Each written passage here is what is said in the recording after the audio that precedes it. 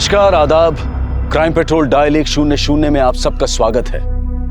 अर्थी बेचने वाला भी दुआ किसी की मौत की नहीं बल्कि अपना पेट भरने की करता है। लेकिन इस दुनिया में ऐसे भी लोग हैं जो किसी की चिता से भी अपना चूल्हा जलाने की सोचते हैं। हमारा आज का एपिसोड रिश्तों के उन तानों बानों के इर्द गिर्द है जहां रिश्ते मतलब के लिए बनाए जाते हैं और तोड़ भी दिए जाते हैं।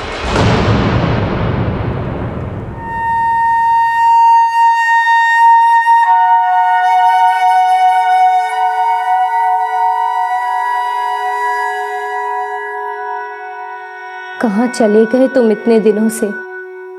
वापस आ जाओ।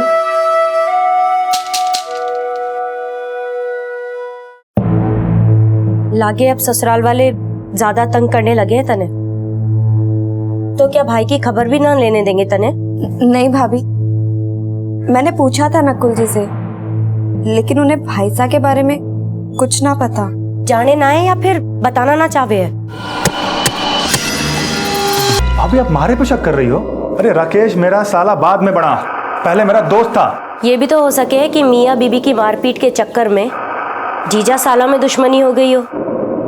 साले लहसुन के बीज, साला मैं तेरा नहीं अरे बेटे का हूँ। 4 दिन से जीजा जी गायब हैं।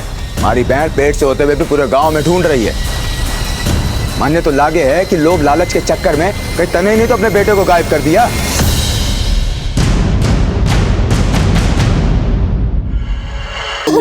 अरे राम, ये थारे दामाद नकुल की जमीन है। सोच क्या रहे हो? दामाद है तो बख्श दोगे? कोई बख्शे या न बख्शे, लेकिन मेरी बहन बाकुरी को उसकी पति की हत्या का भौताड़ा जरूर मिलेगा। राकेश थारी बहन का पति होने से पहले मारा बेटा था। मौताड़ा पर माराक बनता है। तो ठीक है भाइयों, सोच क्या रहे हो? उठाओ इसे और ले चलो उस नकुल लंगड़े के घर। राकेश जी, कोई रोको। बाकुरी, संभाल अपने आप को। मर गो थारो राकेश। और जब तक उसका मौताना ना मिलेगा, ये लोग उसे चिता भी नसीब ना होने देंगे। राजस्थान के भील और गरसिया समुदाय में अगर कोई खेतीहर मजदूर खेत में काम करते हुए मारा जाता है तो उस जमीन के मालिक को मजदूर के परिवार वालों को हर्जाने की एक रकम देने का नियम था, जिसे मौताना कहा गया। लेकिन बदलते वक्त के साथ इस प्रथा ने ऐसा भयानक रूप इख्तियार किया कि मौत एक मजाक और मौताना एक ऐसा व्यापार बन गया जिसने लोगों से उनका ईमान और मुर्दों से उनकी अर्थी तक का हक छीन लिया। साल 2014 में राजस्थान कोर्ट ने मौताना प्रथा पर पाबंदी लगा दी। लेकिन हमारे देश में आज भी ऐसे कुछ गांव हैं जहां पर नियम, कायदे, कानून देश के संविधान के मुताबिक नहीं बल्कि वहां के कुछ ताकतवर लोगों की मर्जी से चलते हैं। और टिप्पणियां भी एक ऐसा ही गांव है जहां दूर दूर तक कोई पुलिस स्टेशन तक नहीं है। लेकिन गांव वालों को ना तो पुलिस के पास जाने की गरज थी और ना ही हत्यारे को सजा दिलवाने में किसी की दिलचस्पी थी। और मौताना के नाम पर ऐसा खेल खेला जाने वाला था कि जिसमें सिर्फ कानून की ही नहीं बल्कि ह्यूमन राइट्स की भी धज्जियां उड़ने वाली थी। मारे से मौताना वसूल हो गए। मारे को ना पता था कि मारी बेटी का पति मारी ही बेटे का हत्यारा निकलेगा। अरे मैंने नहीं मारा राकेश को। अरे ये प्रपंच किसी और को सुनाना। सीधे सीधे अपना पाप मानो और मौताने की हामी भरो। अरे सोच क्या रहे हो? एक दिन का समय है तुम्हारे पास।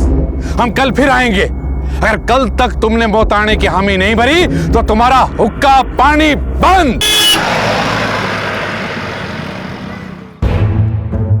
राकेश 4 दिन पहले से गायब था, यानी उसकी लाश भी 4 दिन पहले ही गाड़ी गई होगी। तो फिर 4 दिन बाद गांव वालों को कैसे पता चला कि नकुल ने अपने खेत में राकेश की लाश को कहां गाड़ रखा था? मैंने कुछ ना पता साहब। जब मैं वहां पहुंची तो सब बोल रहे थे कि नकुल ने इनको मारा है। नकुल राकेश जी की बहन को भी घड़ा मारता था साहब। शायद इसी बात को लेकर दोनों जीजा साला में झगड़ा हुआ होगा साहब। तो नकुल ने ये बात मानी, अपना गुनाह कबूल किया, वो मौताना देने के लिए राजी हुआ?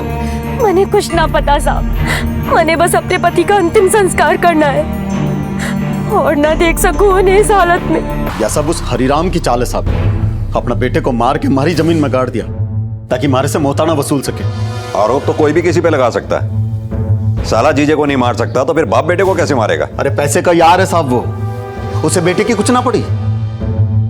अपने बेटे से कम उम्र की तो लुगाई लेके आया हुआ है वो। पहले इन्होंने मेरे बेटे को मारा, अब मेरी बेटी की जान के पीछे पड़े हुए।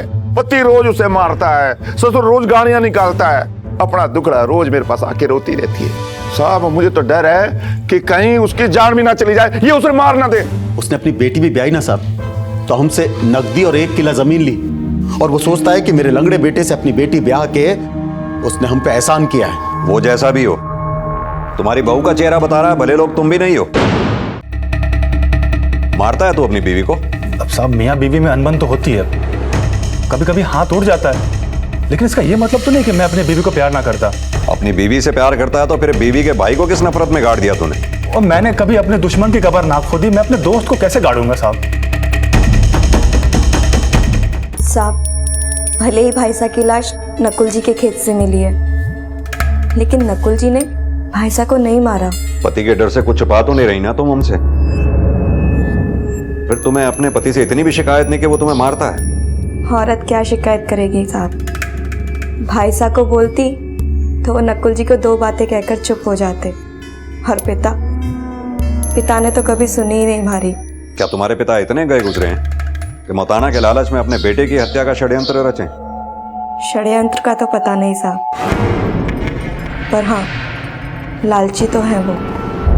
गड़ी लाश आंखों से तो दिखती नहीं, ये कैसे मालूम हुआ कि नकुल के खेत में लाश किस जगह पर गड़ी थी? साहब मैंने नहीं पता, मैंने तो सुना कि नकुल के खेत में हमारे बेटी की लाश है। मैं दौड़ के आया, देखा तो गड्ढा खोदा हुआ था, उसमें राकेश था। लाश गड्ढे में थी तो गड्ढा किसने खोदा? मैंने नहीं पता, पहले से लोग वहां मौजूद थे। आप तो जानते होंगे कि गड्ढा किसने खोदा? मैं और हमारे आदमी तो हरिराम के बाद पहुंचे थे वहां।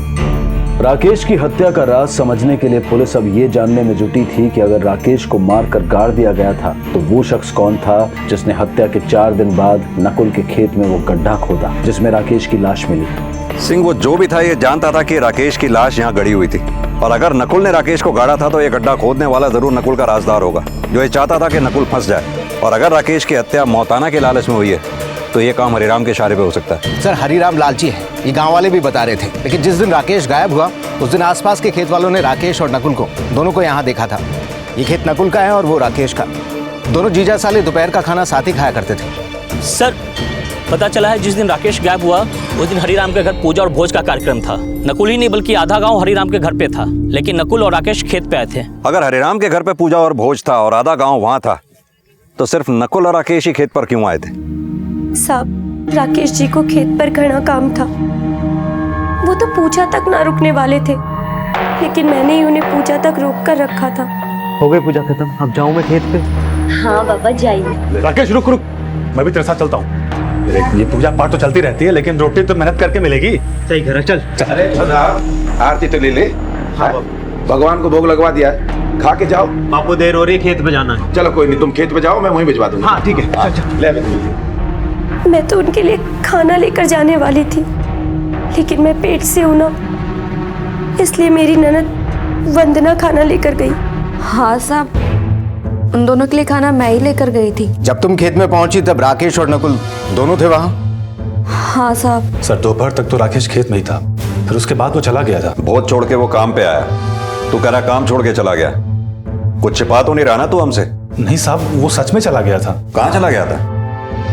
वो बांसवाड़ा जाना था उसको। बांसवाड़ा क्यों? ये तो नहीं पता, लेकिन वहां किसी से मिलने वाला था। सिंह ये राकेश के कॉल रिकॉर्ड्स निकलवाओ, उसके फोन की आखिरी लोकेशन भी पता करो, क्योंकि अगर ये नकुल झूठ बोल रहा है तो तुरंत पकड़ा जाएगा। सब थारी है मजाल कि तेरे हमारी बहन बाकरी को घर से निकाला? हाँ करे हो, बोल कहाँ ही करेगा? वो तेरे छोरे की विधवा है, गुजारे भत्ते का 25 लाख और जमीन जायदाद का आधा हिस्सा देना पड़ेगा। थारी धमकी से न डरने वाला मैं। तो फिर तैयार हो जा, अभी मैं पंचों को लेके आता हूँ। देख अगर अपनी बहन से रिश्ता रखा ना तो गुजारा भत्ता तो क्या मोताने की हिस्से से भी जाएगा। तेरी बहन हमारी नहीं, पंचों की भी आंख की किरकिरी है, मरना है कि उसके साथ।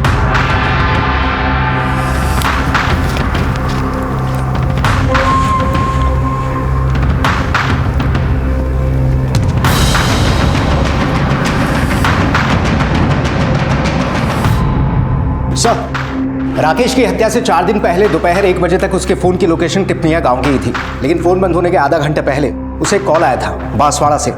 बांसवाड़ा से? सर मैं राजस्थान पत्रिका में पत्रकार हूँ। मैंने ही राकेश को बांसवाड़ा बुलाया था, लेकिन वो आया ही नहीं। क्यों बुलाया था उसे? सर राकेश के गांव में आज भी मौताना की प्रथा चालू है और राकेश इसके खिलाफ लड़ना भी चाहता था और इसी के संबंध में वो मुझे कुछ जानकारी देने वाला था। मुझे तो लगता है राकेश को भी इन्हीं लोगों ने मारा है जिनकी वो पोल खोलने वाला था। किन किन लोगों की पोल खोलने वाला था वो? सर सरपंच और उसके गुंडे तो हैं ही, लेकिन कुछ और लोग भी हैं जो मुर्दों की चिता छीनकर अपने फायदे के चूल्हे जला रहे हैं। सब मिलकर उस परिवार को भड़काते हैं जो मौताना का लेनदार होता है और मौताना की रकम से एक मोटा हिस्सा सरपंच हड़प लेता है। माँ जी, आपकी दवाई।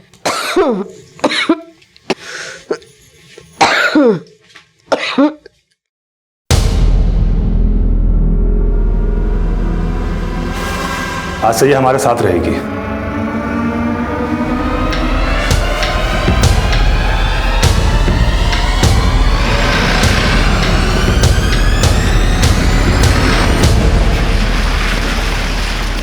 हमें नहीं पता राकेश किसको क्या बताने वाला था। अगर वो किसी को कुछ बता भी देता तो हम नहीं डरते। सरपंच हैं इस गांव के, किसी को डराने धमकाने का काम नहीं हमारा। जो भी करते हैं डंके की चोट पर करते हैं। मरे हुए लोगों की लाश पे डंके बजाते हो, जिंदा लोगों के साथ क्या करते होंगे इसका अंदाजा है हमें। लेकिन राकेश को आपने डंके की चोट पे नहीं मारा सरपंच जी, क्योंकि अगर आप ऐसा करते तो मौताना वसूलने का खेल खेल नहीं पाते आप। हमने किसी को नहीं मारा। अरे सारा गांव बोल रहा है कि राकेश को नकुल ने मारा है, पर आप पुलिस वालों को तो जलेबी घुमाने में मजा आता है। घुमाओ, खूब घुमाओ, इस केस को नहीं घुमा पाओगे। केस तो एक और बनेगा आप पर सरपंच जी। मौताना पर कोर्ट ने पाबंदी जो लगा रखी है, और उस पाबंदी को हटाने की अर्जी भी हमने दे रखी है। राकेश की लाश ले जाने दी, ये ना समझना कि हम डर गए। 34 गांव के मुखिया मेरे साथ हैं। मेरे नाम का सम्मान निकला ना तो सारे जिले में आग लग जाएगी, आग। सिंह, अगर अभी हमने मौताना पे कार्रवाई की तो राकेश की हत्या का मुद्दा दब जाएगा। वो पत्रकार धीरेन कह रहा था कि राकेश सरपंच के अलावा और कई लोगों की पोल खोलने वाला था। पता करो कि कहीं उसमें हरिराम तो शामिल नहीं, क्योंकि राकेश की हत्या सिर्फ उसकी आवाज दबाने के लिए ही नहीं, मौताना वसूलने के लिए भी हुई है। पत्रकार के बयान के बाद राकेश की छवि एक सामाजिक शुभचिंतक के रूप में सामने आई, जो सिर्फ रूढ़िवादिता के खिलाफ ही नहीं बल्कि ग्राम परिषद के सत्ताधारियों के खिलाफ भी आवाज उठाना चाहता था, जिनकी वजह से हमारे देश का एक बहुत बड़ा वर्ग आज भी पिछड़ा हुआ है। पुलिस ने काफी अहम जानकारियां जुटाई। पुलिस ये भी जान चुकी थी कि राकेश की गर्भवती पत्नी अब राकेश के उस जीजा के परिवार के साथ रहने लगी थी जिसे सिर्फ गांव वालों ने ही नहीं बल्कि खुद उसने भी अपने पति का हत्यारा बताया था। बाकुरी ज्यादा रोया नहीं करते, बच्चे पे बुरा असर पड़ेगा। आप तो पूछ ले, ये पानी पी ले, सब ठीक हो जाएगा।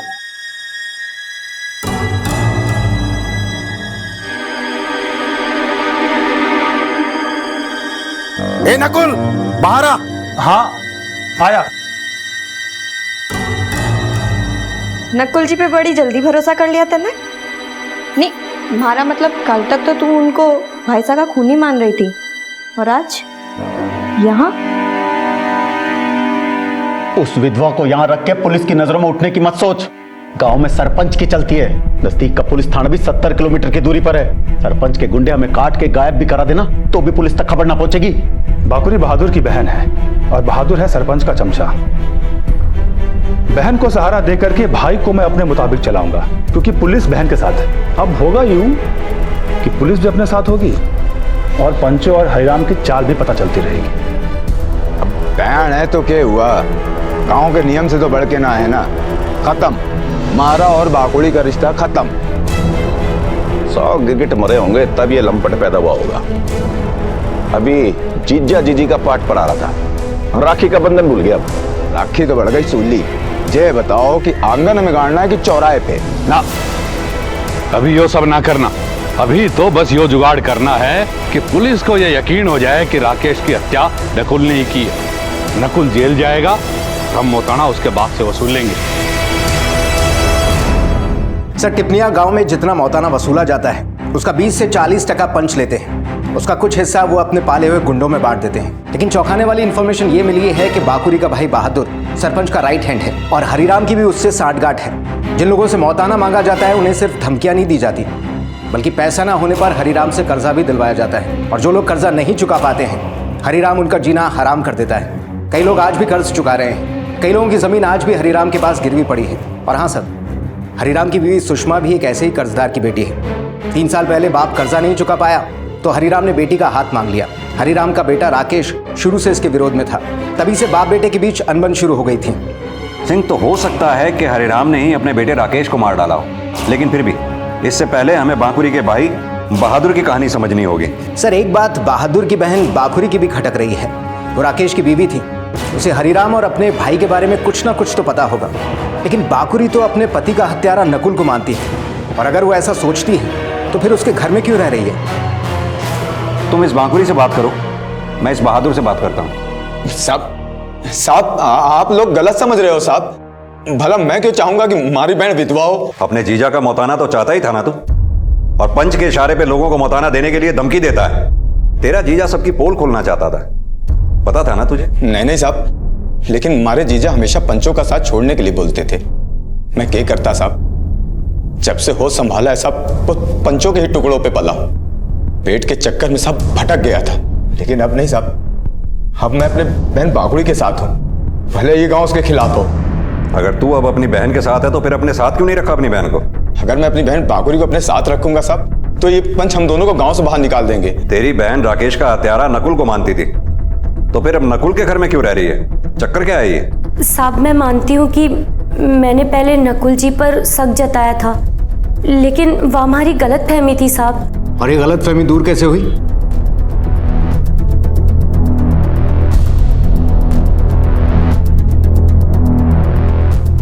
बाखुरी, तुम्हारी बहन है और अपने भाई पे भरोसा रख, परेशान मत हो।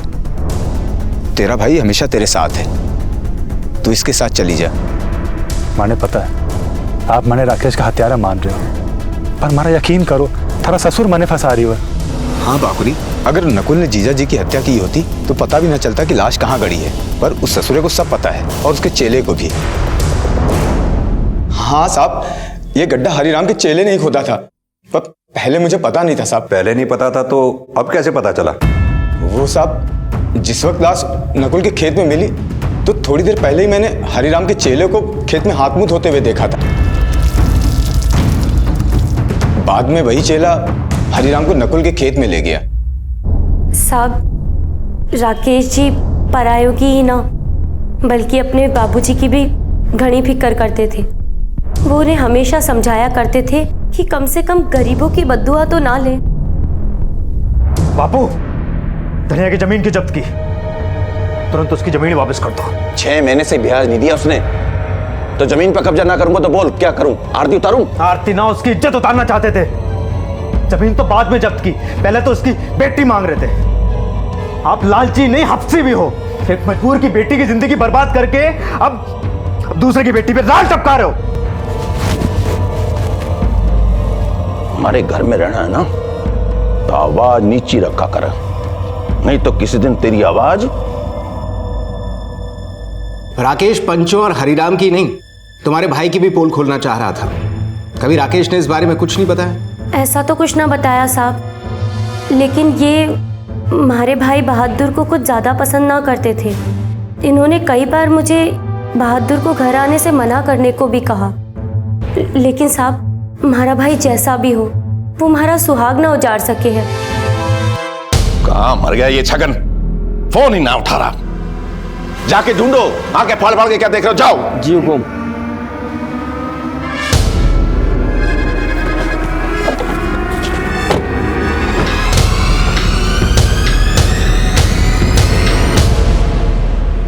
मैं मानता हूं कि गड्ढा मैंने ही खोदा था साहब, लेकिन मैंने छोटे मालिक को नहीं मारा था साहब, ना ही मैंने उनको गाड़ा था साहब। तो क्या फिर हरिराम ने मार के गाड़ा? बड़े मालिक को तो तब तक मालूम ही नहीं था साहब कि छोटे मालिक मर चुके हैं, और उन्होंने तो खुद नहीं मुझे छोटे मालिक को ढूंढने के लिए लगाया हुआ था साहब। तेरा छोटा मालिक चूहा था जो गड्ढा खोद के ढूंढ रहा था उसे? ऐसी बात नहीं है साहब, मैं तो बड़े मालिक के खेतों में काम कर रहा था साहब। उतनी देर में मुझे नकुल जी के खेतों से कुत्ते के रोने की आवाजें आने लगी, तो मैं तो उन कुत्तों को भगाने के लिए गया था साहब, लेकिन वहां जाकर देखा मैंने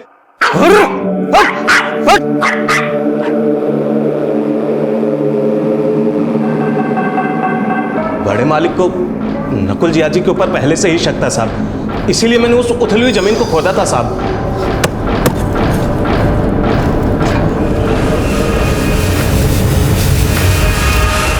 उनके इशारे की वजह से मुझे छोटे मालिक की लाश मिली थी साहब। वो इशारा कुत्तों का था या हरिराम का? नहीं साहब, बड़े मालिक अपने बेटे को नहीं मार सकते साहब। छगन मोटी चमड़ी का है, जितना भी पीटो सच बोलेगा, मेरे खिलाफ तो कभी ना बोले। तुम्हें क्या लगता छगन का झूठ सुनकर हम यहाँ आए?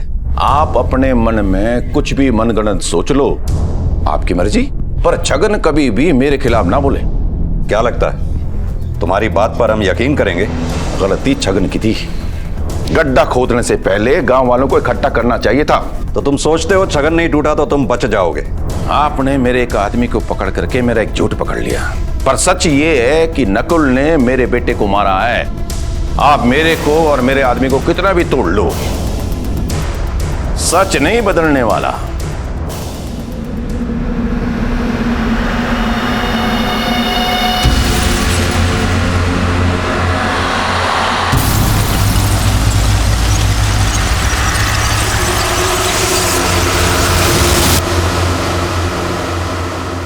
अरे जीजी, अरे लेटी रहो, पेट से हो ना?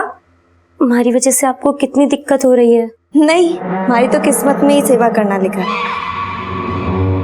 वैसे तुम्हारे पेट को देखकर लगता है कि डिलीवरी 9वें महीने की बजाय 7वें महीने में ही हो जाएगी। हाँ शायद। सर, राकेश की पोस्टमार्टम रिपोर्ट आ गई। रिपोर्ट के हिसाब से हत्या जहर देकर की गई। उसके दांतों से खाने के ट्रेसेस मिले, शायद उसके खाने में जहर दिया गया था। और हाँ सर, हत्या का दिन और समय उस दिन से मैच करता है जिस दिन राकेश का फोन बंद हुआ था। मतलब कि वो दिन जब हरिराम के घर में भोज और पूजा का कार्यक्रम चल रहा था। लगभग सारा गांव वहीं पर था, लेकिन राकेश और नकुल दोनों खेत पे गए। दोनों का खाना भी हरिराम के घर से आया, लेकिन अगर खाने में जहर हरिराम के घर से मिलकर आया होता तो सिर्फ राकेश ना मरता। मतलब साफ है, नकुल हमसे झूठ बोल रहा है। राकेश की हत्या भी वहीं हुई थी जहां उसकी लाश गड़ी हुई मिली है। ये नकुल को उठा के लाओ। साहब, मैंने राकेश को नहीं मारा, मारा विश्वास करो। बहादुर को पैसे क्यों दे रहा था? तू बोलेगा या तोड़े तेरे को? साहब बताता हूँ। साहब, बहादुर जानता था कि वो गड्ढा किसने खोदा था, और उसने बोला कि अगर मैं उसे पैसा दूंगा तो वो आपको उसका सही नाम बता देगा। लालच में ही, लेकिन उसने आपको सही बताया। अरे हरिराम ही मारे को फंसा रहा है। चल माना कि हरिराम के आदमी ने गड्ढा खोदा था, लेकिन राकेश की लाश तो तेरी जमीन पे मिली थी ना। उसकी हत्या भी तभी हुई जब तुम दोनों साथ में मिलकर दोपहर को खाना खा रहे थे। उसके खाने में जहर था, मतलब साफ है कि जहर तूने ही मिलाया होगा। ये सब खाने में जहर नहीं मिलाया मैंने, तब खाने में तो पहले से ही जहर था। तो फिर तू कैसे बच गया? तब लेकिन खाना मैंने खाया ही नहीं था, लेकिन कोशिश मरने मारने की भी हुई थी। और इन सब में हमारी बीवी वंदना का हाथ है, क्योंकि खाना का डब्बा वही लेके आई थी। राकेश, हाँ खाना आ गया। वंदना, खाना परोस के बिना जावेगी? बहुत चल रहा है घर पर, वहां ज्यादा जरूरत है हमारी।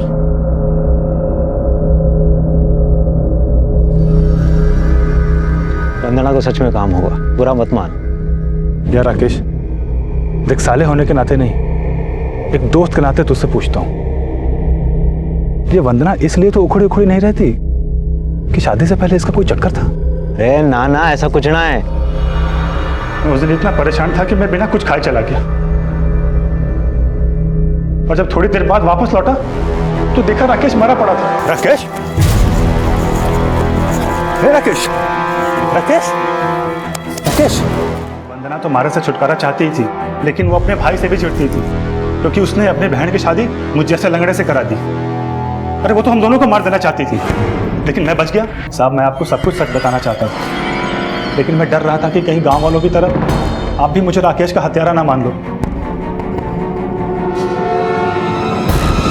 ये इसकी बीवी वंदना को बुलाओ, देखते हैं क्या बोलती है, और नकुल के साले बहादुर को भी। सर, नकुल की बीवी वंदना का मर्डर हो गया। गांव वालों को वंदना की लाश हरिराम के खेत में मिली। व्हाट? सर, वंदना का फोन हरिराम के खेत से मिला। वंदना के फोन से आखिरी बार कॉल हरिराम के घर लैंडलाइन पर किया गया। सिंह, नकुल ने बोला था कि राकेश की लाश के उसके खेत में गड़े होने का राज वंदना ने हरिराम को बताया था।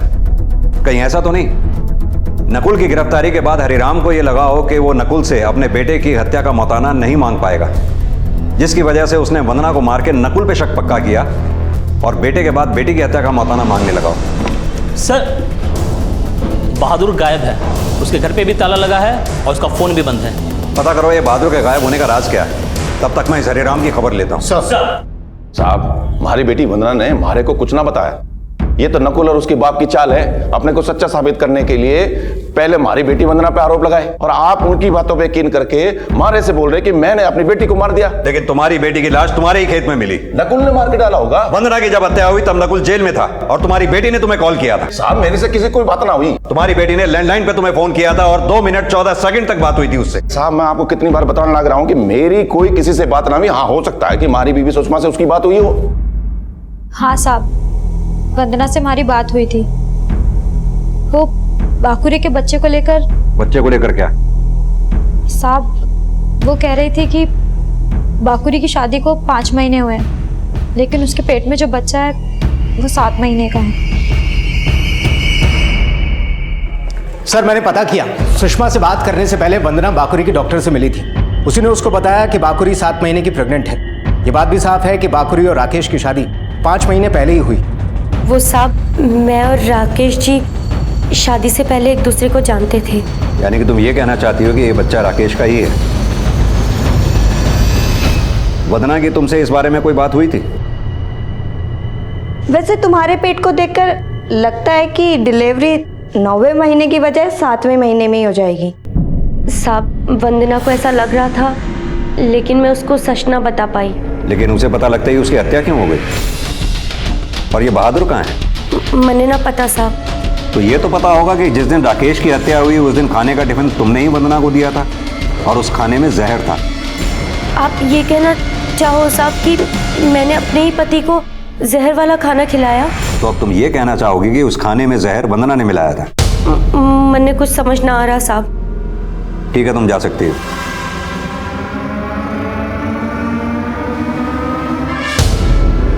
नकुल ने बोला था कि खाने में जहर वंदना ने मिलाया था, लेकिन वंदना को टिफिन बांकुरी ने दिया था।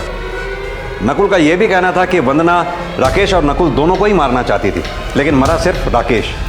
सिंह, कहीं ऐसा तो नहीं कि राकेश की हत्या में नकुल और बांकुरी दोनों का हाथ हो और वो बच्चा राकेश का ना होकर नकुल का हो? अरे झूठ है साहब। अरे मन में तो ये भी ना पता कि वो शादी के पहले से ही पेट से थी। साहब, ये सुन के मानने लग रही हो कि राकेश को मारने के लिए जहर वंदना ने नहीं बाकुरी ने मिलाया होगा। हो सकता है राकेश को बाकुरी पे शक हो गया हो। अगर राकेश को बाकुरी पे शक हो गया था तो उसने तेरे से इस बात का कभी जिक्र नहीं किया। राकेश तो तेरा दोस्त था।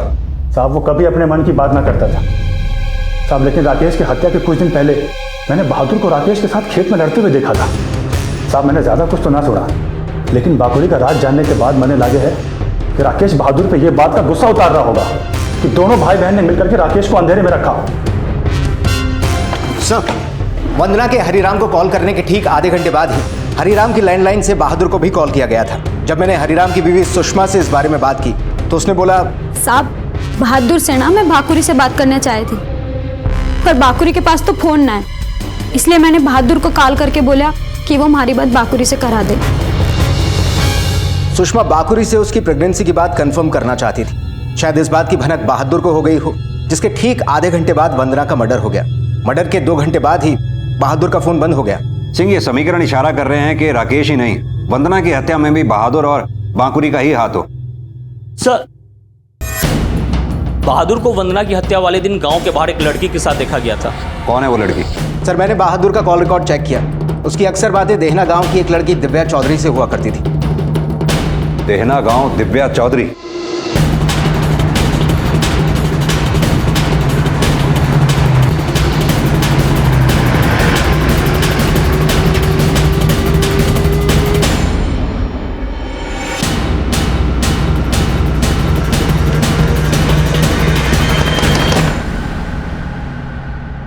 जी कहिए। दिव्या यहीं रहती है? जी मेरी बेटी है, बोलिए। हमें उससे बहादुर के बारे में कुछ बात करनी है। बहादुर ने मुझसे शादी का वादा किया था साहब, लेकिन जब मैंने उसे बताया कि मैं आखिरी बार कब मिली थी बहादुर से? कल साहब। अरे दिव्या, तू यहाँ? फोन क्यों नहीं उठा रहे हो मेरा? मैं थोड़ा बिजी था। बहाने बनाना छोड़ो, और मुझे बताओ, मुझसे शादी कब करोगे? तुमको पता है ना मैं पेट से हूँ। तू परेशान मत हो, मैं सब ठीक कर दूंगा। हाँ, कल तक का वक्त है तुम्हारे पास, और नहीं तो इस बार मैं पुलिस के पास जाऊंगी। पहले बोलता था कि बहन की शादी हो जाएगी फिर मुझसे शादी करेगा, लेकिन साहब उसकी बहन के साथ एक परेशानी हो गई थी। परेशानी? कैसी परेशानी? साहब उसकी बहन का रेप हो गया था। What? रेप? हाँ साहब, बोलता था जब तक उसकी बहन इस परेशानी से न उबर जाए वो मुझसे शादी नहीं करेगा। किसने किया था उसकी बहन के साथ रेप? ये मुझे नहीं पता साहब। तो तुम्हारे साथ रेप हुआ था? किसने किया था? क्या राकेश ने तुम्हारा रेप किया था और तुमने उसी से शादी कर ली? उनसे गलती जरूर हुई थी, लेकिन उनके साथ रहकर मैंने ये जाना कि वो एक अच्छे इंसान हैं। तुमने ये बात हमें पहले क्यों नहीं बताई?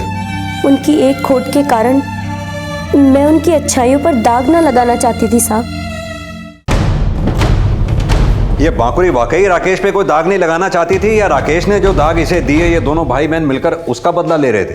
सर, अभी अभी टिप्पणिया गांव से फोन आया था, गांव के बाहर ही बहादुर की लाश मिली है। सर, हरिराम की लैंडलाइन से पिछले 2 साल से बहादुर को कॉल हो रहे हैं, जबकि राकेश और बाकुरी की शादी 5 महीने पहले हुई। हरिराम का कहना है कि वो अपने मोबाइल से ही बहादुर को कॉल किया करता था, वो भी कभी कभी। वंदना की मौत से पहले सुषमा ने ही बहादुर को कॉल किया। बाकुरी ने पहले कहा था कि राकेश को बहादुर का उनके घर आना जाना अच्छा नहीं लगता था, और नकुल ने भी राकेश और बहादुर को खेत पे झगड़ते हुए देखा था। सिंह, कहीं ऐसा तो नहीं इन सब हादसों के पीछे सुषमा और बहादुर इन दोनों का ही हाथ हो? चुप रहोगी तो मुंह खुलवाना हमें भी आता है। हमने सब पता कर लिया है, तुम्हारे और बहादुर के बीच अफेयर तुम्हारी और हरिराम की शादी के पहले से ही था। बहादुर, मुझे बुद्धे के साथ ना रहना, ये अपने साथ ले चल। अभी तुझे भगा ले गया तो मैं खिलाऊंगा क्या? अभी मेरे हालात अच्छे नहीं है।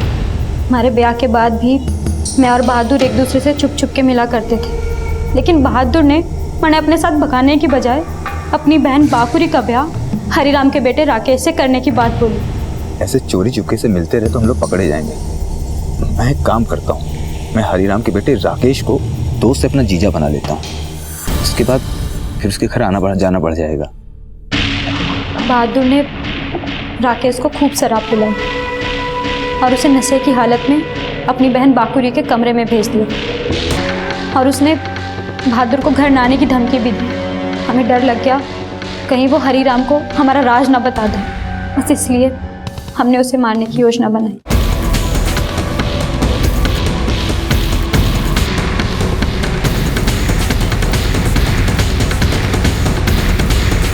लेकिन वंदना को बाकुरी और राकेश का राज पता चल गया। शादी को हुए तो 5 महीने ही हुए हैं और पेट 7 महीने का है। मने तो लागे भाईसा के खून में बाकुड़ी का ही हाथ है। मैंने ये बात बहादुर को बता दी, फिर मुझे पता चला कि बहादुर का मेरे अलावा किसी और से भी चक्कर चल रहा है। तुझे पता है ना मैं पेट से हूँ। हाँ, मैं समझता हूँ, तू थोड़ी मोहलत दे दे, सब अच्छा होगा। रिश्ते अगर बुरी नीयत से बनाए जाएं तो वो थोड़े दिनों तक निभ भले ही जाएंगे, लेकिन उनका अंत इतना ही भयानक होता है। सुषमा ने बहादुर की हत्या उससे मिले धोखे की वजह से की, लेकिन बहादुर के साथ मिलकर उसने राकेश का ही नहीं बल्कि बाकुरी का भी भरोसा तोड़ा। जिस रिश्ते को बचाए रखने के लिए सुषमा और बहादुर अपराध पर अपराध करते रहे, ना वो रिश्ता रहा, और हरिराम के शोषण का शिकार होने की हमदर्दी भी सुषमा से छिन गई। हरिराम के साथ सुषमा की जिंदगी भले ही बर्बाद थी, लेकिन इतना सब करके भी उसे उम्र भर की कैद ही नसीब हुई। उनके अपराध ने न सिर्फ सुषमा के बच्चे का भविष्य अंधकार में डाला, बल्कि बाकुरी के होने वाले बच्चे के गुनहगार भी वही कहलाए। बाकुरी का मासूम बच्चा इस दुनिया में तो आया, लेकिन अपने पिता के प्यार से वो हमेशा वंचित रहेगा।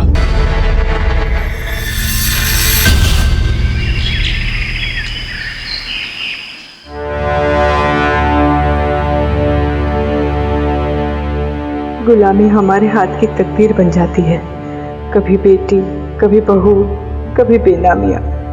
एक ही मुक्ति है, मौत।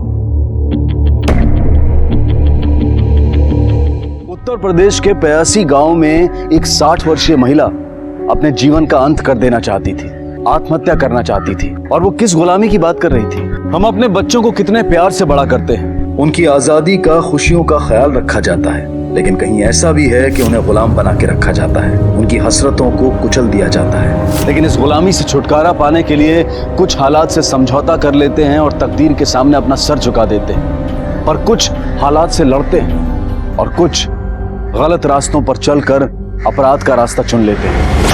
आज की कहानी ऐसी ही 4 बहनों की है जो किसी भी रास्ते पर चल सकती हैं। आज देखते हैं कैसा सनसनीखेज केस जो आपको हमारे समाज का एक ऐसा आईना दिखाएगा जिसे देखकर आपके मन में ये सवाल जरूर उठेगा कि क्या हम 21वीं सदी में जी रहे हैं? क्या आज भी हमें खुलकर जीने का हक हासिल है?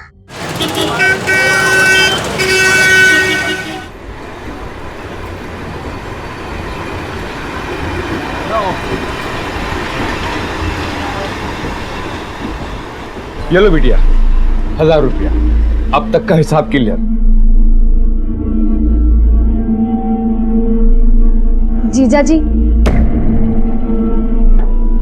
वो इंदू जीजी रास्ते में मिली थी, ये टिफिन देने को बोला है। हाँ तो माथा पे रख दो, रखो ना वहां पे। भैया छोड़ दो हमको, कुसुम्बा, बंद कर दरवाजा। कब से पी कर रही है, दिमाग फटने लगा है। ऐसे ना, अरे कितना अंतर है बताओ हमारी कुसुम और बिमला में। ये देखो, ये हंसती रहती है और वो रोती रहती है। दीदी, हमको 300 रुपया मिलेगा, वो कॉलेज का फीस देना है।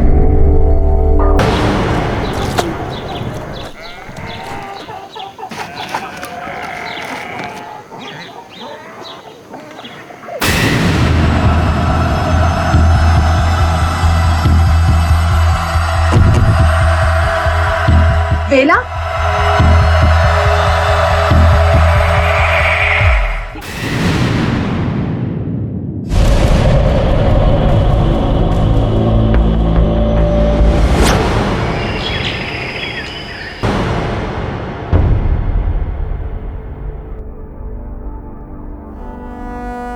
ठीक से पकड़।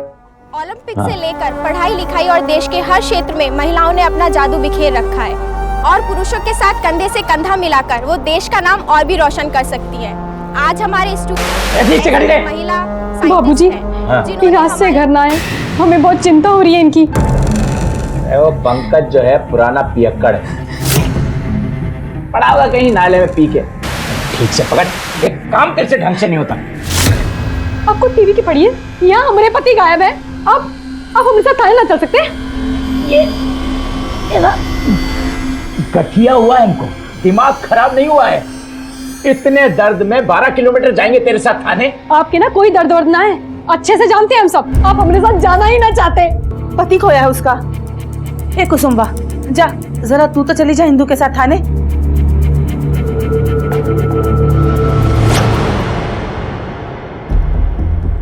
साहब, कल शाम से हम अपने पति का नंबर लगा रहे हैं मगर लग नहीं रहा है। नंबर क्या उनका? ये वाला। आप दोनों बहनें, घर से कोई बड़ा नहीं है? साहब, वो हमारे बाबूजी के पैरों में दर्द रहता है, इसलिए हम दोनों ही आ गए। आपके पति कहाँ काम करते थे? उसका नाम क्या है? जी पंकज, वो इसी गांव की साड़ी फैक्ट्री में क्वालिटी चेकिंग का काम करते हैं। किस गांव से? उसका कोई परिवार? साहब, वो इसी गांव से हैं। हमारे परिवार के सिवा उनका और कोई नहीं है। ठीक है, आप लोग अभी जा सकते हो। जैसे हमें कोई खबर मिलेगी हम आपको कॉल करेंगे। ये हमारे 200 की चाट। क्या बात है, सीधे 200 की बाजी? कहीं लॉटरी तो नहीं निकली आपकी? ये लो, हमारी भी 200 की चाल। साहब, आया तो जरूर था, लेकिन गया कब कुछ याद नहीं। साहब, पंकज भाई तो बहुत जल्दी में था। उस दिन हम लोगों को तनख्वाह मिली थी, वो अपना पैसा दोपहर में ही लेके निकल गया। जब पंकज ने आपसे छुट्टी मांगी तो कुछ अजीब लगा, जैसे कुछ वो डरा हुआ हो या कुछ और? हाँ साहब, वैसे 6 महीने से उसका बर्ताव कुछ अलग सा लगता था मुझे। अच्छा सुनो, ये सब साड़ी ये क्या पहन के आए हो तुम लोग? तुम लोग यहाँ काम करने के लिए आते हो या मर्दों को लुभाने के लिए? कल से ये सब नहीं चलेगा, समझे? लो लगाओ साड़ी पे, अंग प्रदर्शन करके कैटरीना बनेंगे सब। उसके ऐसे बर्ताव की कोई वजह? किसी से कोई झगड़ा या फिर कोई अनबन? यहाँ उसका किसी से कोई झगड़ा नहीं हुआ था, बाहर का तो पता नहीं साहब। नारायण, यहाँ पंकज का तो किसी के साथ कुछ हुआ नहीं है, फिर वो अजीब सा क्यों बिहेव कर रहा था? हो सकता है इस सवाल का जवाब उसके रिश्तेदारों के पास हो। फिलहाल तुम एक काम करो, उसकी मोबाइल की लास्ट लोकेशन, कॉल रिकॉर्ड और उसके दोस्तों से पूछताछ करो। सर। गाड़ी आई, गाड़ी आई, गाड़ी आई, गाड़ी आई, गाड़ी आई।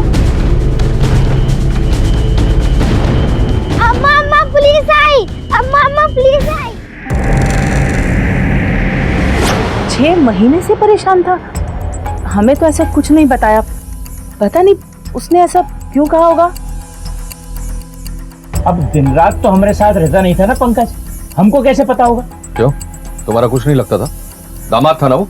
दामाद तो था, पर गांव वालों का भी कहना है कि पिछले 6 महीने से वो परेशान था। देखिए साहब, ऐसी कोई बात नहीं है। हम हमारे पति को बहुत अच्छे से जानते हैं। आपको जरूर किसी ने कोई गलत बात कही है। वो कोई परेशान नहीं थे। कुसुम, फैक्ट्री से पता चला है कि एक बार तुम्हारे और पंकज के बीच में कुछ गड़बड़ हुई थी। क्या किए हो? सब साड़ी में एक ही धागा, तुमको दिमाग वाग नहीं है? इसका क्या चार डालेंगे? वो तो फैक्ट्री में उनका काम ही था ये जांच करना कि साड़ियों पर कशीदाकारी सही हुई या नहीं, ताकि जब माल बाजार में जाए तो वापस ना आए। हमारी एक गलती की वजह से उनका बहुत बड़ा नुकसान हो गया था। हाँ साहब, ये सही कह रही है। यानी कि अक्सर वो ऐसे ही लोगों के ऊपर गुस्सा हुआ करता था। तुम लोग यहाँ काम करने के लिए आते हो या मर्दों को लुभाने के लिए? तुमको दिमाग वाग नहीं है? इसका क्या चार डालेंगे? कहीं ऐसा तो नहीं किसी से चक्कर वक्कर था? नहीं साहब, ऐसा कुछ नहीं है। पंकज के गायब होने के पीछे आखिर ऐसा क्या राज था? पंकज को गायब करने से किसका फायदा था? साहब, इन लोग के पास से कोई भी इंफॉर्मेशन मिलने सर। हाँ, पर इतना पक्का है कि उसके गायब होने का राज उसके 6 महीने में आए बदलाव से जुड़ा है। सवाल यह है कि अरे भैया, आवाज कैसी? लगता वहां से आ रही सर। अरे मैं क्या करूं मोरी भैया? इधर आ, इधर आ। अरे ये कैसा आवाज आ रहा है तेरे घर से? अब हमारी बुआ है, थोड़ा उम्र ज्यादा है और बीमार रहती हैं, तो दर्द में कराती रहती हैं। हम आ रहे हैं बुआ। नारायण, मैं क्या कह रहा था? इंदु के लापता पति पंकज को ढूंढने निकली पुलिस टीम के सामने बड़ी ही विचित्र बातें आ रही थी, लेकिन अभी तक उनके हाथ कोई सुराग नहीं लगा था। आखिर एक बीवी बच्चे वाला जिम्मेदार आदमी अचानक कहां गायब हो गया था? क्या वो अपनी मर्जी से कहीं चला गया था या फिर उसके गायब होने के पीछे कोई साजिश थी? हाँ साहब, आयरा, उस दिन उसके साथ एक लड़की भी थी, वो उससे ही बात कर रहा था।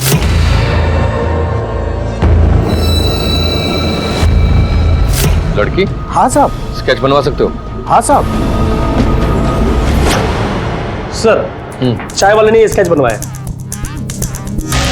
काम करते हैं, पंकज के रिश्तेदारों और गांव वालों से पता करते हैं। क्या आप इस लड़की को जानते हैं? इसे पंकज के साथ देखा गया था।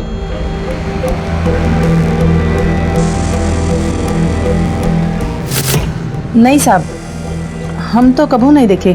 कौन है ये? पंकज 3 मार्च को फैक्ट्री से निकलने के बाद इससे मिला था। साहब, हम भी लड़की को नहीं जानते। और पंकज का कुछ पता चला?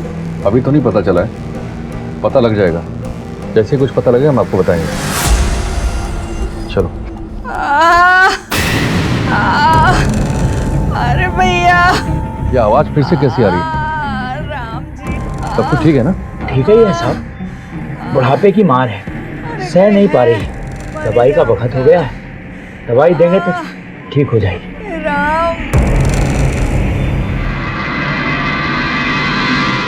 सर, गांव में सब लोगों से पूछा, इन कोई भी इस लड़की को जानता नहीं है। हो सकता है ये लड़की इस गांव की ना हो। एक काम करो, आसपास के जितने भी गांव हैं उन सबके थानों में फोटो सर्कुलेट करवा दो, कहीं ना कहीं तो कोई सुराग मिलेगा। सर। चलो। क्यों बेला को उसी के घर वालों ने दुत्कार कर भगा दिया था, और जब पुलिस ने बेला को पंकज के साथ देखने पर उसका स्केच बनवाकर परिवार वालों और गांव वालों से पूछताछ की तो सबने उसे पहचानने से इनकार कर दिया। आखिर क्यों? विमला को भी हर बार पुलिस की नजर से बचाया जा रहा था, और वही विमला दिन रात अपनी मौत की भीख क्यों मांग रही थी? और कुसुम को विमला किस बात के लिए चेतावनी दे रही थी। गांव वालों के बीच में ऐसा कौन सा राज था जिसे छिपाने में पूरा गांव एकजुट था। अरे तू काय सर पे नाच रही है? बैठ तो नहीं जाती शांति से? बाबूजी ऐसे कैसे शांति से बैठ जाए हम? हमें तो कुछ समझ में नहीं आ रहा कि ये बेला इनसे मिली कैसे।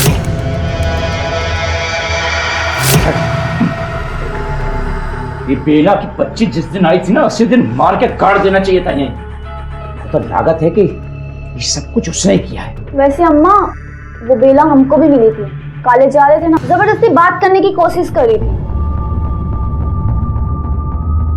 ए कुसुम्बा, जरा चकोरी के लिए गरम गरम दूध ले आ। देख बेटे, तू इन सब बातों की तरफ ध्यान ना दे, तू तो बस अपनी पढ़ाई कर। सर, भरोली थाने से खबर है। क्या खबर है? उन लोगों ने उस लड़के को स्पॉट किया जो पंकज से मिली थी। वहां के हवलदार उस पर नजर रखे हुए हैं। इससे पहले कि वो हाथ से निकले, चलो उसे पकड़ते हैं। सर,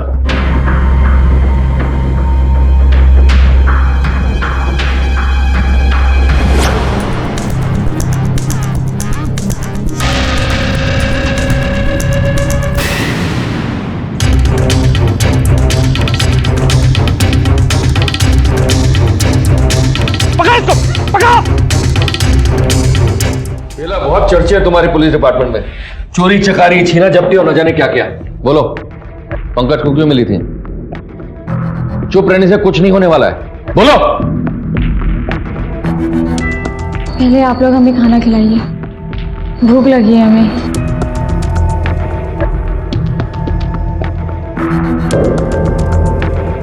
बोलो, पंकज को क्यों मिली थी? साहब, हम घर से भाग गए थे, फिर घर लौटा भी चाहते थे, लेकिन घर वाले हमें अंदर नहीं ले कि इकलौते दामाद की उंगली पकड़ के हम घर में घुस जाएंगे। दामाद? हाँ साहब, जीजा है वो मेरे, इंदु के पति। इंदु हमारी बहन है साहब। बेला ने हमें बता दिया कि वो तुम्हारी बेटी है। इतना बड़ा सच छुपाने की वजह?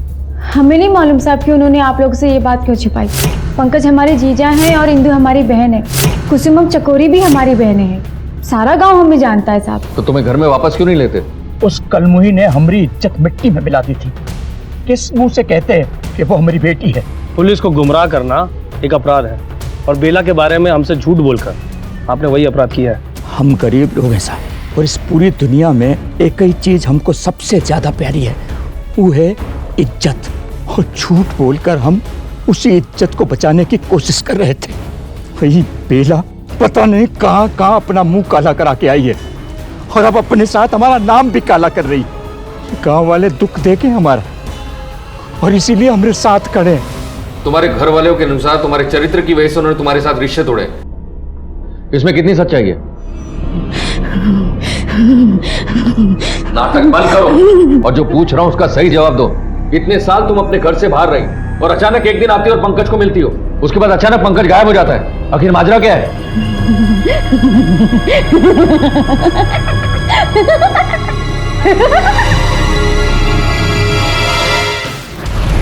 विमला की चेतावनी में ऐसा क्या राज था जो कुसुम को बेचैन कर देता था? क्यों वो बार बार चेतावनी देने की कोशिश कर रही थी? इतना तो तय था कि कई ऐसे राज थे जो छिपाए जा रहे थे।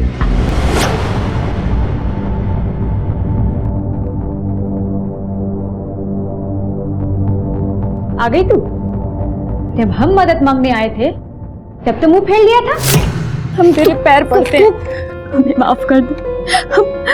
हम घर वापस आना चाहते हैं। जो तू की है ना, माफी लायक नहीं है। नाक कटवा दी हमारी। चली जा, हमको दोबारा कबो मत मिलना। हम चाह के भी तेरी मदद नहीं कर सकते, हम तो खुद मजबूर हैं। और सब कुछ जानते हुए भी तू ऐसा कह रही है। फिर क्यों आई है यहाँ? तुझे देखने आए हैं। पुलिस वाले कह रहे थे कि पागलों की तरह हरकतें कर रही। वो हम पागल होने का नाटक कर रहे हैं। अब हाथ जोड़ते हैं, इस कैद खाने से ना हमें बाहर निकालो, समझी? अगर हमने अपनी जुबान खोली ना तो तुम सब सलाखों के पीछे होगे, समझ गई?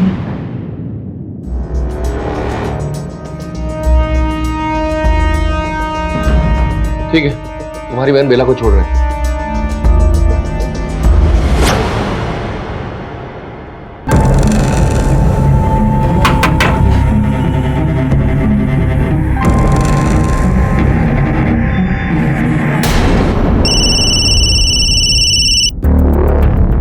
हेलो साहब, फर्जीपुर से बोल रहे हैं। ये पंकजवा ना यहीं अपने दोस्त के घर छुपा हुआ है। हमें पता चला है कि कुसुम और पंकजवा छुप छुप के कहीं मिलते हैं। तुम उस पर नजर रखो, हम लोग बसते हैं।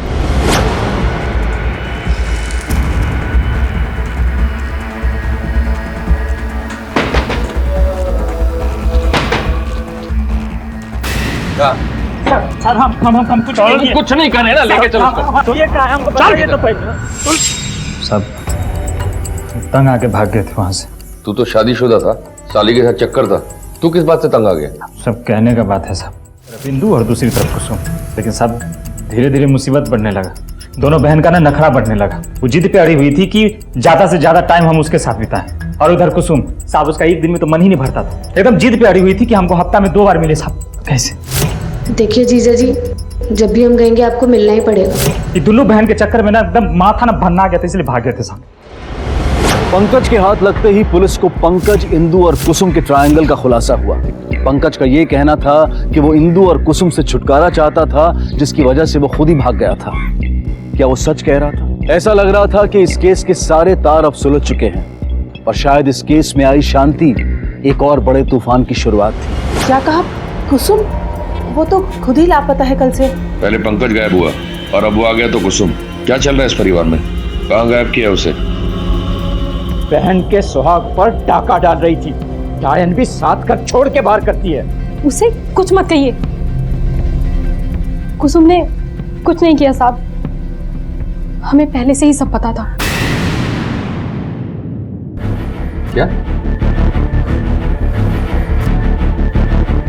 तुम्हें पता था कि कुसुम का तुम्हारे पति के साथ संबंध है? हाँ। तुम्हें क्या लगता है जो हमने सुना वो सच है और इसलिए कुसुम भाग गई?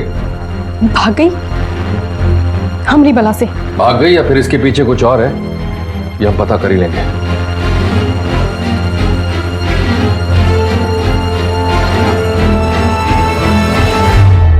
कुसुम जो घर की सेविका थी वो घर से गायब थी। पुलिस की तहकीकात जो पंकज के मिसिंग केस से शुरू हुई थी अब कुसुम की गुमशुदगी के केस में तब्दील हो गई थी। आखिर कुसुम कहां और क्यों गायब हुई थी? लग रहा है इंदु देखो हद से आगे बढ़ी ना, तो सही बता रहे हैं हम, बच्चों की कसम खा के बता रहे हैं। तुम दोनों बहन का पोल पट्टी जो है ना जाके पुलिस वालों को बता देंगे। मुंह पे टेप मार के बैठे हैं तो चुप ही रहने दो।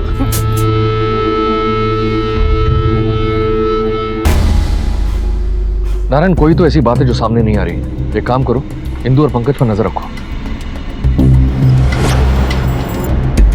सर ये कहीं वही बुढ़िया तो नहीं है जो जिसकी आवाज इस घर से आती है? एक मिनट, क्या हुआ इन्हें? अब क्या कहें साहब, पहले तो बीमार रहा करती थी, अब नहाते हुए गिर गई तो कलाई में चोट आ गई। वही मरहम पट्टी करवा के आ रहे हैं, देखिए ठीक हो जाए। चलो बुआ। नारायण, मुझे लग रहा है कि ये लोग कुछ छुपा रहे हैं। नहाते वक्त अगर कोई गिरेगा तो सिर्फ कलाई में कैसे चोट लगी है, और भी कहीं चोट लगनी चाहिए। और लोग बता रहे थे कि कुसुम का इस औरत से कुछ ज्यादा ही लगाव हो गया। ऐसा तो नहीं कि कुसुम ही इनके साथ मिली हो? सर हो सकता है कुसुम अंदर ही हो। चलो चल के देखते हैं आखिर चल क्या रहा है इस घर में।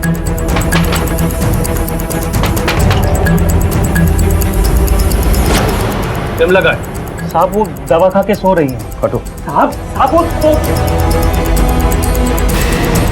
आप बताइए आपके साथ क्या क्या हुआ है? ये सब हमारे साथ नहीं होते साहब, गांव के बहुत घरों में यही सब होते हैं। कुसुम के साथ भी ऐसा ही हुआ है साहब। बिना डरे हमें सब कुछ बताइए। साहब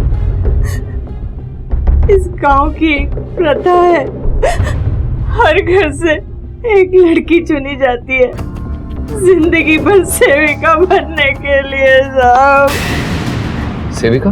घर से जो भी लड़की चुनी जाती है उसे घर का सेवा चाकरी करना होता है पूरे जिंदगी भर। उसको अपने मन से न शादी करने का हक है न घर बसाने का। ये प्रथा उन लोगों ने शुरू की थी जिनके घरों में कोई औरतें नहीं थी देखभाल करने के लिए, और वक्त के साथ लोगों ने इस प्रथा की शक्लें बदल दी साहब, शक्लें बदल दी। बलराज के घर में भी 5 बेटियां हैं साहब, जिनमें से एक को चुना जाना था सेविका बनने के लिए। सेविका बनने के लिए कुसुम को चुना गया था। अच्छा ये बताइए इस बात का फैसला कैसे होता है कि सेविका कौन होगी? हर घर में चुनाव का तरीका अलग अलग होता है साहब। कोई अपनी बड़ी बेटी को चुन लेता है सेविका के लिए, कोई छोटी बेटी को चुन लेता है, और कोई तो किसी भी लड़की को चुन लेता है। हमें सेविका वेविका नहीं बनना था, इसलिए हम गांव से ही भाग गए। ये सुमन तुम्हारी कौन सी बहन है? इसके बारे में किसी ने जिक्र नहीं किया अब तक। सुमन साहब हमारी बहन थी, हमारे भाग जाने के बाद वही सेविका बनी थी, लेकिन साहब हमारी तरह वो भी भाग गई। तुम भी तो भागी थी, तो तुम वापस क्यों आना चाहती थी?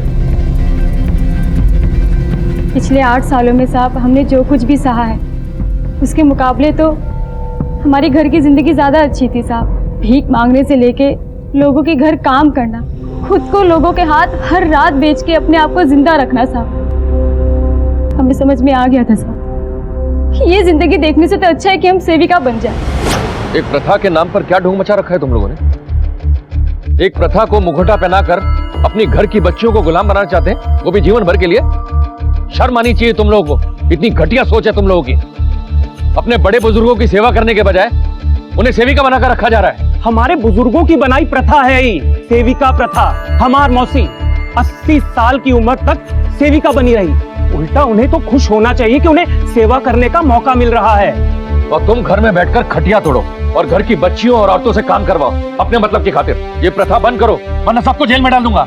हमारे देश में आज भी ढकी छुपी ऐसी कई प्रथाएं प्रचलित हैं जहां नारी के सम्मान और गरिमा को तार तार किया जाता है। सेविका प्रथा यानी कि एक ऐसी प्रथा जहां लड़कियों से उनके सारे हक छीनकर उन्हें इस बात के लिए मजबूर किया जाता है कि वो अपनी इच्छाओं, अपनी आकांक्षाओं को भुलाकर सिर्फ अपने घर वालों की सेवा में जुट जाएं। सर कहीं ऐसा तो नहीं कि कुसुम इस प्रथा से तंग आकर कहीं भाग गई हो? नारायण भागना होता तो कब की भाग जाती। इतने सालों बाद ये फैसला लेना कुछ समझ में नहीं आ रहा है। अपने सारे पुलिस थानों को अलर्ट कर दो। ये कोई नॉर्मल मिसिंग केस नहीं है। हो ना हो कुछ ये प्रथा के नाम पर इस घर में कुछ पकड़ा है। सर मैंने कुसुम की फोटो सारे बस अड्डे और चेक पॉइंट पे सर्कुलेट कर दी है। अभी लड़की जहां भी दिखेगी हमारे कब्जे में होगी। हेलो ठीक है सर, कुसुम को पता चल गया है, वो माधोपुर में देखी गई है।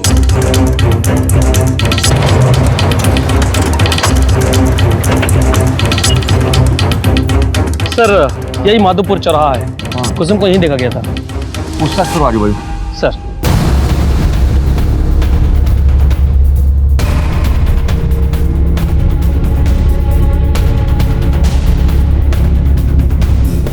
सर कुसुम इस तरफ गई है सर।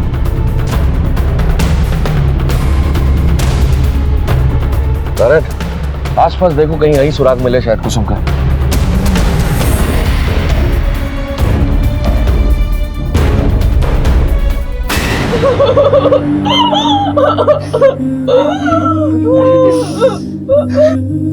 अरे क्या जरूरत है उस मनुष्य की मौत पे आंसू बहाने की? अच्छा वो मर गई साहब, वो हमारे लिए पहले ही मर गई थी। सुना है तुझे जुआ खेलने का बहुत शौक है। गांव वालों के साथ बैठकर जुआ खेलता है। कैसा बाप है तू। अपनी मेहनत की कमाई से तुम लोगों का वो पेट भरती है और तू उसे जुए में उड़ाता है। प्रथा के नाम पर तूने पहले अपनी सेविका बनाया उसे, और जब उसने घर छोड़ने की बात की होगी तो मार दिया होगा उसे। देख रहे हो आप, घटिया है मुझे। आप बताओ इतनी दूर जाके उसे मैं मार सकता हूँ? साहब हमारी लड़की के दम पर इस घर का चूल्हा चौका चलता था। जिसने भी उसे जान से मारा होगा ना, भगवान उसे कभी माफ नहीं करेगा। पाप लगेगा उसे, पाप।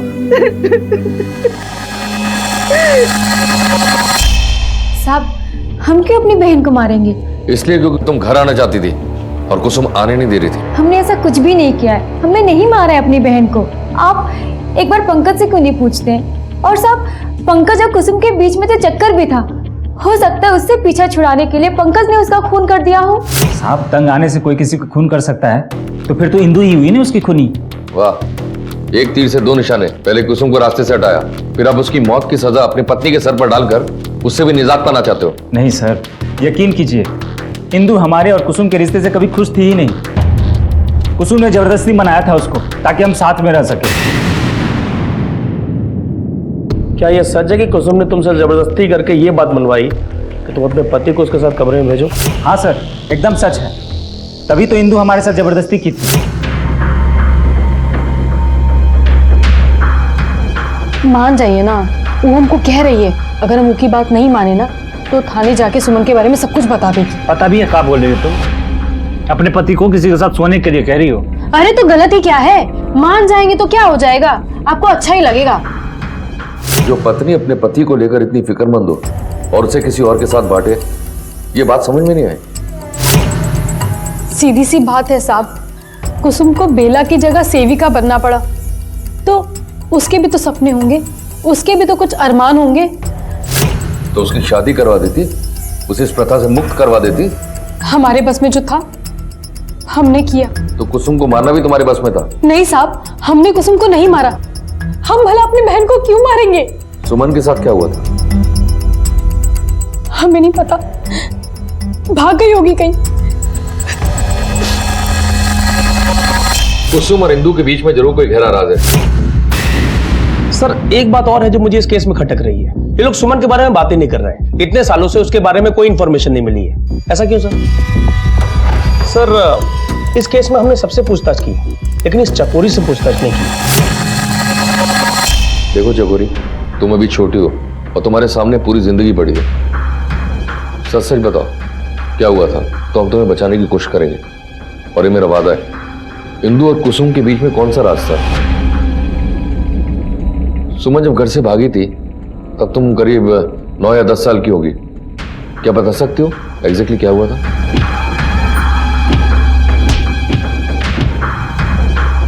सुमन के साथ क्या हुआ था?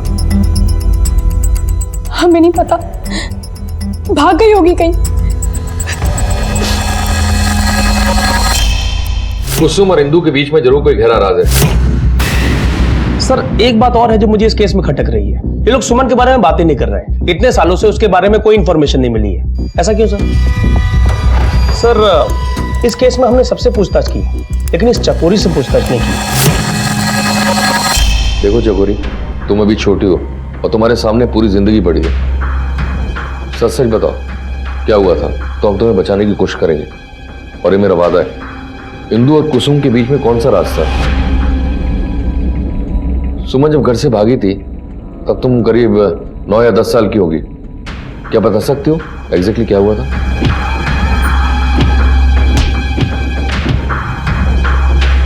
सुमन दीदी घर से भागी नहीं थी, उनको तो इंदु दीदी ने मार दिया था। क्या मार दिया? क्यों? वो बस एक गलती थी। बेला के घर से भाग जाने के बाद सुमन दीदी को सेविका बनना पड़ता और सुमन दीदी सेविका नहीं बनना चाहती थी। और फिर सुमन की लाश का क्या हुआ? सुमन दीदी की लाश को इंदु दीदी और कुसुम दीदी ने हमारे घर के पीछे गाड़ दिया था।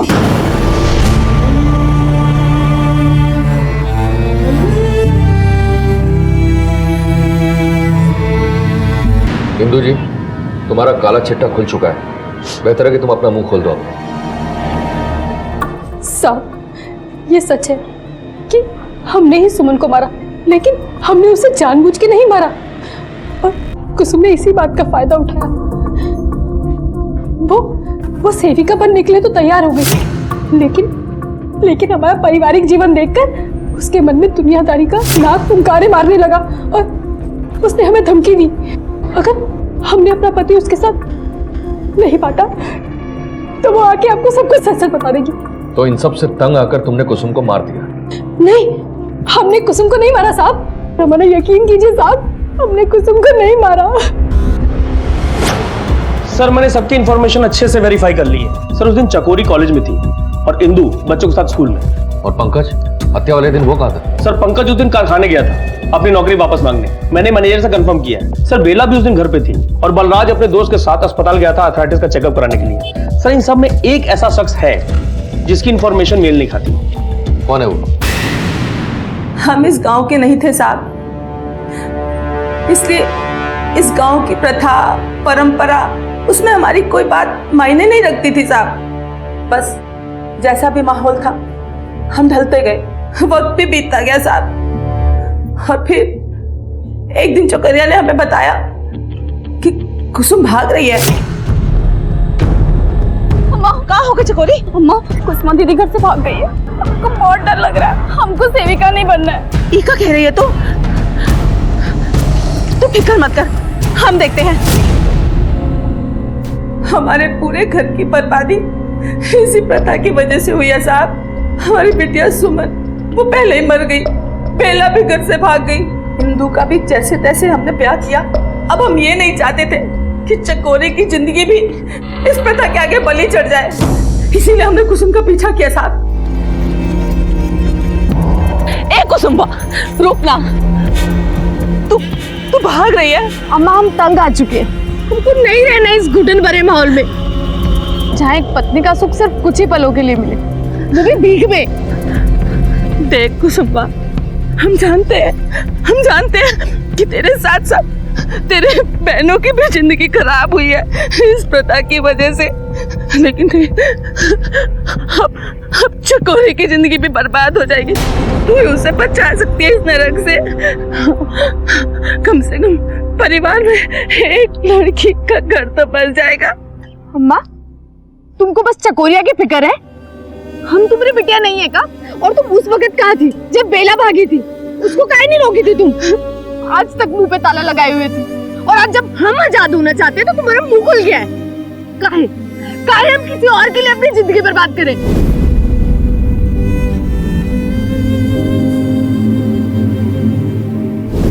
अब तक तो भागने वाले नहीं थे, लेकिन अब जरूर भागेंगे। हमको रोकने की कोशिश भी की ना तो ठीक नहीं होगा। और रही बात चकोरिया की, अब उसी को बनाओ सेविका, निभाओ प्रथा। और हमें तो ये नहीं समझ में आ रहा साहब कि इस पाप के दोषी हम हैं या ये प्रथा है साहब। बहन के हाथों बहन की हत्या, माँ के हाथों बेटी की हत्या, वजह एक ऐसी घिनौनी प्रथा को निभाने की कोशिश जिसका ना तो कोई मूल है और ना ही कोई हकीकत। बचपन से ही लड़कियां अपने पति, अपने नए घर, अपने नए बनने वाले रिश्तों को लेकर सपने सजोती हैं, और जब इन्हीं सपनों को तोड़ दिया जाए, उनकी इच्छाओं को रौंद दिया जाए, तो कुछ इसे अपना नसीब मानकर सहन कर लेती हैं और कुछ अपने तरीके से उनका हल निकालती हैं। लेकिन दोनों ही सूरतों में उनके जज्बात कुचले जाते हैं। वक्त आ गया है कि हम इंसानों द्वारा बनाई गई इन स्वार्थी प्रथाओं को जड़ से उखाड़ कर फेंकें और दुनिया के साथ कदम से कदम मिलाकर आगे बढ़ें। इसी सोच के साथ अब मैं अनूप सोनी आपसे विदा लेता हूं। फिर मुलाकात होगी अगले एपिसोड में जुर्म की एक और कहानी के साथ। तब तक अपना और अपने परिवार का ख्याल रखें और देखते रहें क्राइम पेट्रोल डायल 100। सबक एक को सीख हम सबको। जय हिंद। क्राइम पेट्रोल्स के और भी दिलचस्प कहानी देखने के लिए हमारे चैनल को सब्सक्राइब करें और बेल आइकॉन दबाना न भूलें।